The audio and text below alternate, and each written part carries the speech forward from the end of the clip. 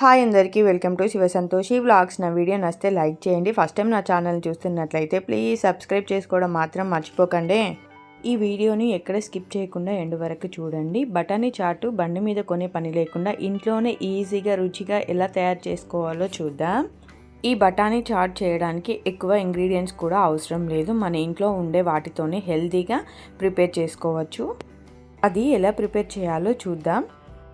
తెల్ల బఠానీని కనీసం 10 గంటలు నానబెట్టుకోవాలి. మీరు ఈవినింగ్ చాట్ చేసుకోవాలి అనుకుంటే మార్నింగ్ నానబెట్టుకోండి.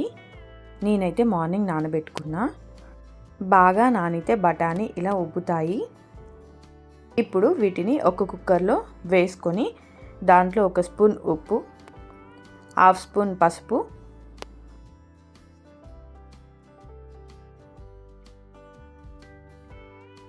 బఠానీ మునిగేంత వరకు వాటర్ పోసుకొని కుక్కర్ మూత పెట్టుకొని ఒక 10-15 విజిల్స్ వచ్చే వరకు ఉడకబెట్టుకోవాలి. ఇప్పుడు స్టవ్ ఆన్ చేసుకొని స్టవ్ పైన కుక్కర్ని పెట్టుకోవాలి.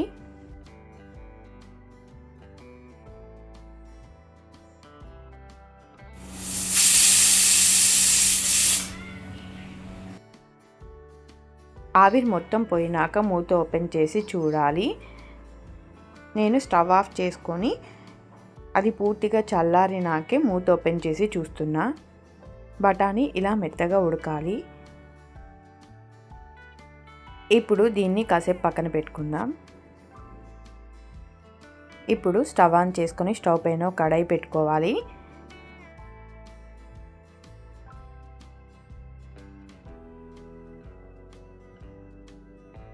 కడాయి వేడైనాక దాంట్లో కొద్దిగా ఆయిల్ వేసుకొని ఆయిల్ వేడైనాక కొద్దిగా జీలకర్ర వేసుకోవాలి.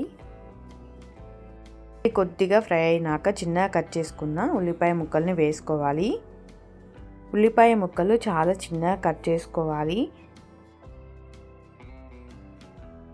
అవి కొద్దిగా ఫ్రై అయినాక బాగా చిన్నగా కట్ చేసుకున్న టమాటా ముక్కలను కూడా వేసి ఫ్రై చేసుకోవాలి. అవి కొంచెం ఫ్రై అయినాక 1/2 స్పూన్ అల్లం వెల్లుల్లి పేస్ట్, కొంచెం పసుపు వేసి కలుపుకోవాలి.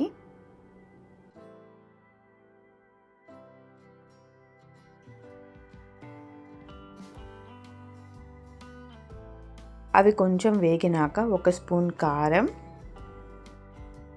1/2 స్పూన్ ధనియాల పొడి, 1/2 స్పూన్ పానీపూరి మసాలా పొడి, 1/2 స్పూన్ ఉప్పు, కొంచెం గరం మసాలాను వేసి అన్నీ కలిసేలాగా కలుపుకోవాలి. ఆల్రెడీ బఠానీ ఉడికేటప్పుడు ఉప్పు వేసాం కదా, అందుకే ఇప్పుడు 1/2 స్పూన్ ఉప్పే వేసుకున్నాను. అవి మంచిగా ఫ్రై అయినాక కొద్దిగా వాటర్ పోసుకొని కాసేపు మూత పెట్టుకోవాలి.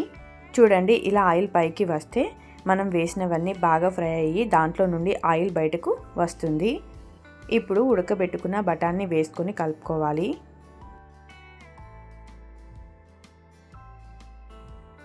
ఇప్పుడు దీంట్లో టీ గ్లాస్తో 2 గ్లాసుల వాటర్ని పోసుకొని కలుపుకొని కాసేపు మూత పెట్టుకోవాలి. ఈ స్టేజ్లోనే ఉప్పు కారం సరిపోయిందా లేదా అని ఒకసారి చెక్ చేసుకొని సరిపోకపోతే కొంచెం యాడ్ చేసుకోవచ్చు.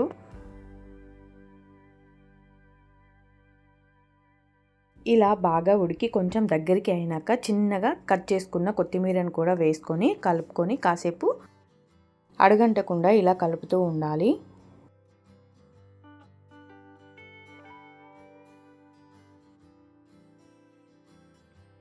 ఈ కన్సిస్టెన్సీ వస్తే మనకు చాట్ రెడీ అయిపోయినట్టే. అంతే, చాలా సింపుల్ సూపర్ టేస్టీగా ఉండే బఠానీ చాట్ రెడీ అయిపోయింది. ఇప్పుడు దీన్ని ఒక బౌల్లోకి సర్వ్ చేసుకుందాం.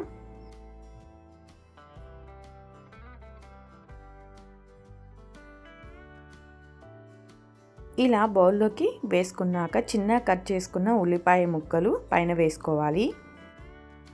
సన్నగా తురుముకున్న క్యారెట్ను కొత్తిమీరను కూడా వేసుకోవాలి. బఠానీ చాట్ అంటే పెరుగు ఉండాలి కదా, దీంట్లో 2 స్పూన్ల కమ్మని పెరుగు. పిల్లలు స్కూల్ నుంచి వచ్చాక ఈవినింగ్ స్నాక్ లాగా ఇలా చేసి పెట్టండి, చాలా ఇష్టంగా తింటారు. బయట డబ్బులు పెట్టి కొనే బదులు ఇంట్లోనే ఇలా హెల్తీగా ప్రిపేర్ చేసుకొని అందరు కలిసి తినొచ్చు. స్వీట్నెస్ కోసం 1 స్పూన్ టమాటా కెచప్, కొద్దిగా పైన సేవ్ను వేసుకోవాలి. అంతే, ఇంట్లోనే బయటికి వెళ్ళే పని లేకుండా హెల్తీగా ప్రిపేర్ చేసుకోవచ్చు. బఠానీ చాట్ ఇలా చేసుకొని తిన్నారంటే మళ్ళీ బయటికి వెళ్ళి చాట్ తినరు, ఇంట్లోనే చేసుకొని తింటారు. అంత టేస్టీగా ఉంటుంది. వర్షం పడినప్పుడు ఇలా ఒకసారి ట్రై చేయండి. ట్రై చేసి ఎలా వచ్చిందో కింద నాకు కామెంట్ చేయడం మాత్రం మర్చిపోకండి. నేను చేసిన బఠానీ చాట్ మీకు నచ్చిందా? నచ్చితే ఒక లైక్ చేయండి. నా వీడియో చూస్తున్నారు కానీ ఎవరు సబ్స్క్రైబ్ చేసుకోవడం లేదు. ప్లీజ్ సబ్స్క్రైబ్ చేసుకోండి. Thanks for watching this video.